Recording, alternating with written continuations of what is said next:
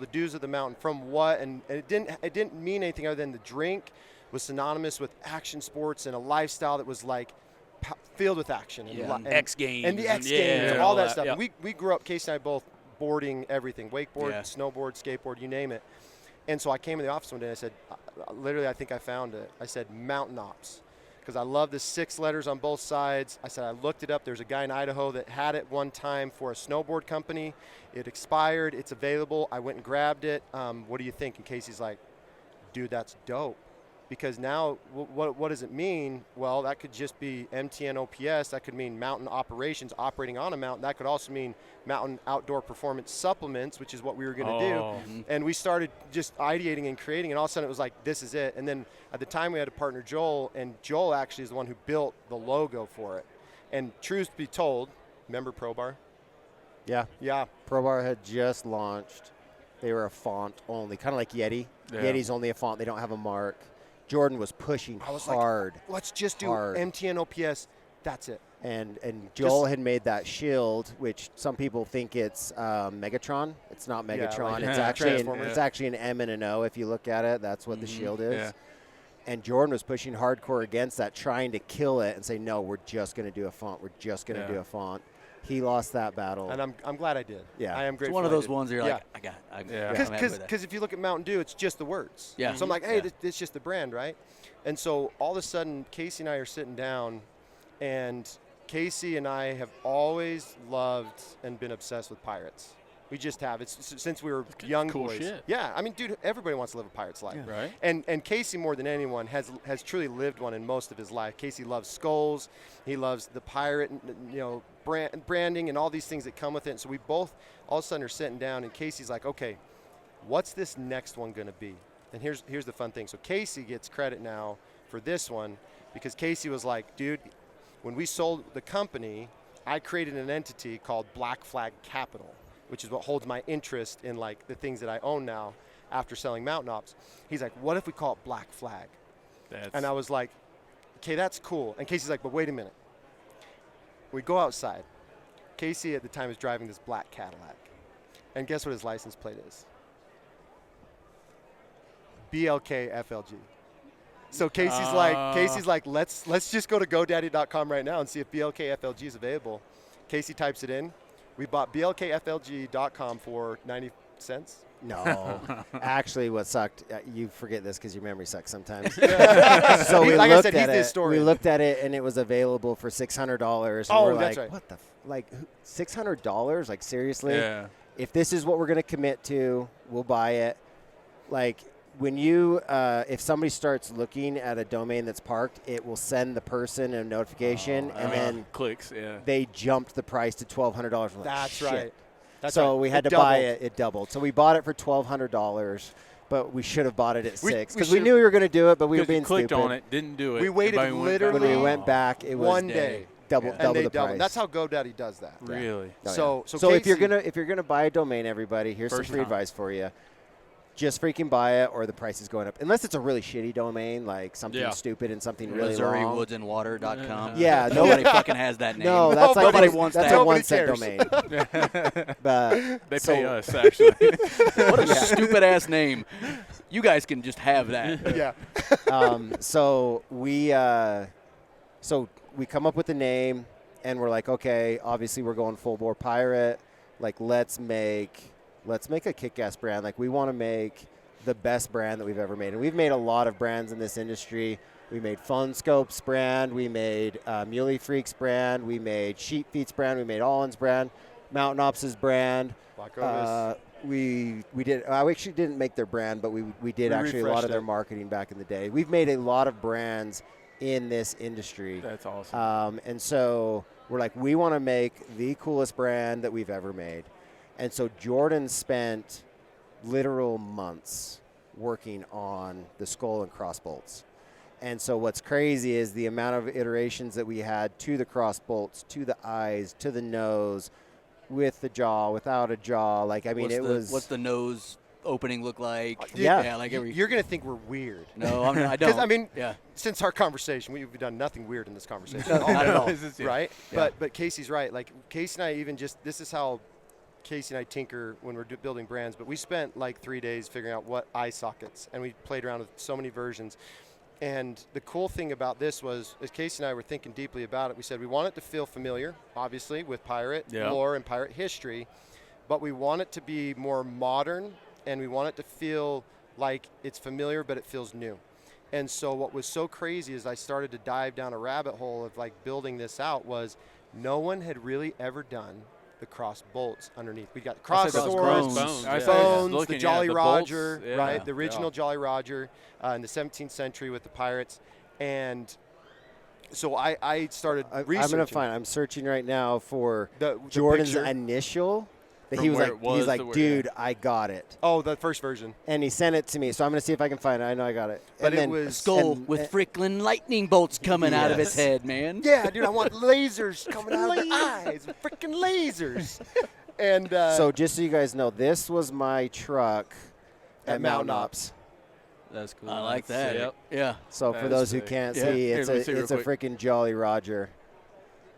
So we'd put a Mountain Ops logo right on the skull. And Jordan had created that, and I was kind of stuck on this. Like, I want. Let's just make that. He's like, let's do swords, and I'm like, bro, like, everybody's done that. Like, we're not going to stand out. And as I started to tell him more about my idea, and I showed him my first iteration, he's like, dude, I think we're onto something. So now I'm going to explain to you the whole meaning behind that icon, because everything should have meaning. You should be intentional, especially how pirates were. Like in maritime, when they raised the black flag, right, that was signaling to everyone at sea what their intention was. I'm going to shoot one across your bow and give you a warning shot. If you will raise your white flag and signal that I am now able to come aboard, great, we're going to have an interaction that's going to be less confrontational. But if you don't and you keep your colors up, then I'm going to shoot a couple at your hole, and I'm going to come alongside you, and we're going to have it out, and then I'm going to come take what I want.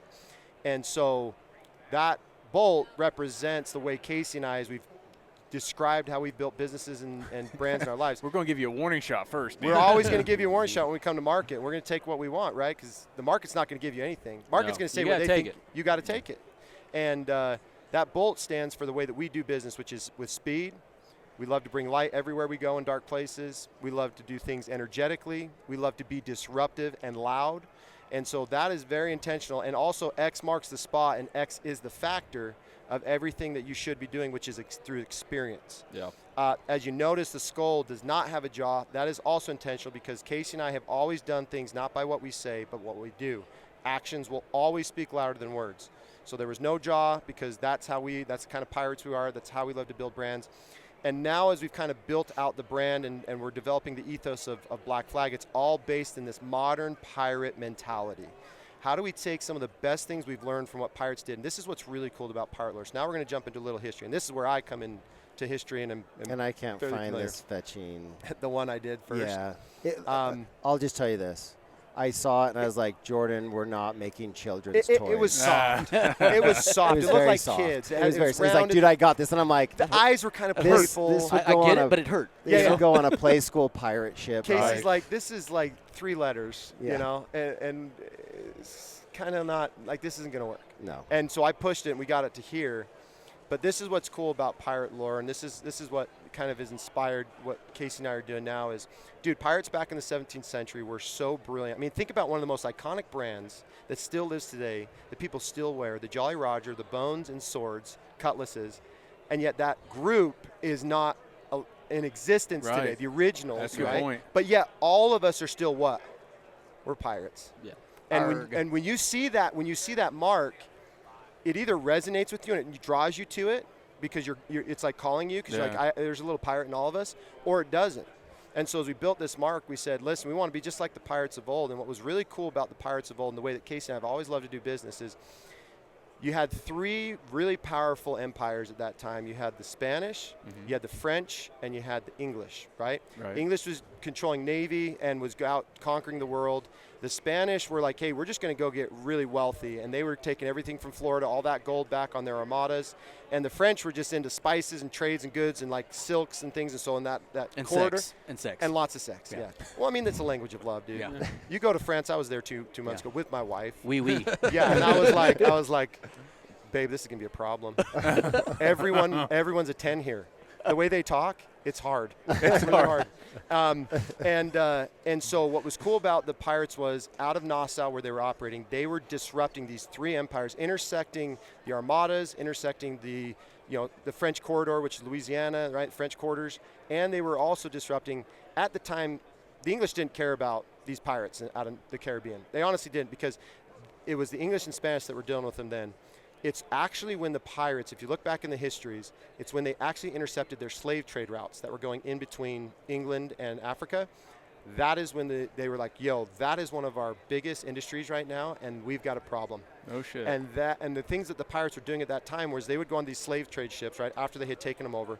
They would release the slaves, free them, bring them onto their ships, take them back to Nassau, and they'd make them free men. This is what's cool about American history that people don't realize, the intricacies and how pirates played a role in our country's history, is pirates were the first free republic. They called it a pirates republic. It was the first free man state, and they did have, the idea of a president or a pirate king or something that could run the country, but everyone could make a wage. Everyone was free to do as they would. And that was against everything that these empires believed, because they were all monarchies. Oh, yeah. No shit. And so when the pirates were actually disbanded, okay, so the late 17th centuries, once England gets involved and says, these guys are a nuisance, they're disrupting trade routes, they're stealing our goods, and they're taking things away, we got to get rid of them. When they finally get rid of these guys, right, we still don't know to this day what happened to Blackbeard, because, there's all these stories about what happened to him, but it's believed that he actually got away, was never actually killed, but probably lived out his life in an island somewhere. But now all those pirates, they went right back into North America, and what do you think they influenced next? Patriots. We went from pirates to patriots who finished the job that the pirates started, and we kicked the English's ass, and we got them out of our country, right? And we took over. And so pirates have a huge part and have played a huge role in American history, and it's so cool how synonymous they are with being disruptive, being really innovators at an era and a time that was in their time the golden era of piracy. Right. That has influenced all of us at some level, from Dude, Halloween my mind is costumes. blown right now. Oh, I've got a great book for you to read. It's called The Republic of Pirates. What's cool about the book is they write. He can't read. Oh, okay. Audiobook? Perfect. Can Thank you can you listen, I can or get do you there. just hear? I listen, but I get it twice. Can you do it? Okay, so do you have ADD? Probably. This is why we're best friends. Yeah, we're chasing nuts. I mean, we've waved how many times today, guys? Oh. Everybody wishes they could be us. When we're done with this conversation, they're going to be like, I don't know what I listened to, but that was the best That was fun. podcast I ever. wake up in the morning and I piss excellent. That is excellent. The difference between you is I put I put my pants on one leg at a time, and I make gold records, right? That's the only difference. But to kind of bring it back is just to say that, so Casey and I thought, man, that's who we want to be, and that's what we want to be in today. And this is what's But not really, only that's who we want to be, like that's what we want to inspire. that's what we Yeah. want to inspire. Yeah. Now I want to turn it back over to Casey, because as we came up with the brand, okay, and we knew we nailed it, and we're like, this is going to be awesome. We're gonna build a massive crew of pirates that are going to resonate with that. We're going to raise the black. We're going to show that mark everywhere, and people are going to come under that banner and say, I want to be part of this. I want to be part of this crew. Now it was like, hey, what product are we going to put out there that's really going to bring people, just like we did at Mountain Ops, right? So successfully. How can we replicate like what we did there, but even bigger and better, and do it again? And this is again where Casey enters the chat room and has a brilliant idea of how to name the product after we had developed the product. Yeah, so it's interesting. Like, as you can see, we're obviously passionate about Pirates. everything that we do. Jordan's Pirates. a Everything we do. pirate historian. I love through pirates. this process, he's a financial expert and a pirate historian. Guys, I'm not gonna those lie. go hand in hand. One of my favorite movies is The Goonies. So I mean, Oh, I'm, yeah. I'm Goonies in never there. say And we die. got Goonie 2 coming right. out. I We're used gonna do it again. to live That in is right. Astoria, Oregon, dude. I felt that was like the pride of I mean, Astoria is The Goonies. Goonies, yeah, yeah. How long did you live there? Couple months. Yeah, about 6 months. Sorry, I derailed you from what you're saying. No, you're fine. You're Hey, fine. we- So, So I mean, we've done that about 40 times, so Yeah. it's fine. Don't Yes. apologize. It- We're, it we're, will- we're a show full of rabbit holes. Listen, It will not be the you last. shut your mouth when I'm talking to you. Okay? Shut your mouth. Shut your mouth. Just shut your mouth. People are now looking at us. I know. Start saying that. Everybody's like, This is I gonna wish be a I could join that. those I've conversation." already Those guys just told decided each other, shut up. this is a standalone episode. Oh. This one here Yeah. is a standalone. Yeah. Perfect. Okay, so the product. So, it's interesting because, without going into too great of detail, Jordan and I did not necessarily leave Mountain Ops on the terms that we would have wanted. Sure.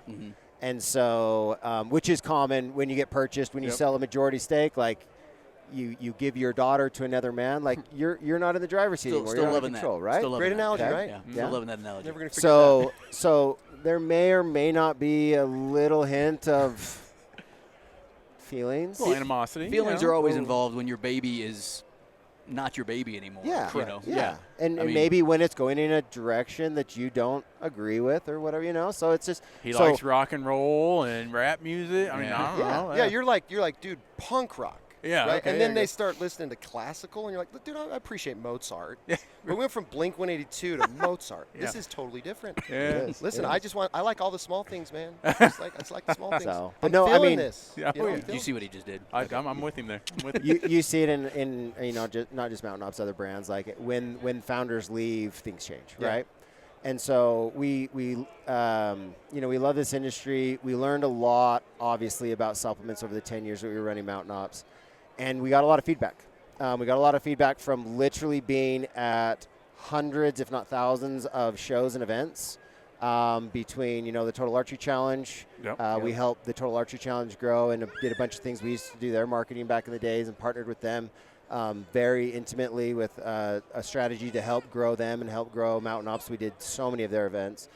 We've helped grow this show actually through partnership with the Hunt Expo. That was a big part of our relationship at Mountain Ops with the Hunt Expo. If you guys see this column right here, Yep. so right in front of this column, On the over other here, side. on the other side of it, Elk Court. was that back in 2014. 15. Or 15, that's right. And 15, we had a 10 by 20 booth. Or no, 10 by 10. It was a 10 by 10 booth. No, it was Do we have 10 by 20. 10 by 20? Yeah. Oh, that's right. Or no, 10 20 by 20. 20 by 20. 20 by Yeah. 20. I'm Now, really enjoying this part of it. trying to figure. I'm just Well, so dimensionally it's enough crazy. to fit a truck in. Yes. Yeah. Right And on. then some we had a tables really around a truck, cool- and we were giving away the truck. Okay. Yes. And we literally, like, you couldn't, it was a sea of orange. Yeah. It was crazy. And Casey so, and I came up with this great idea where we just told everybody that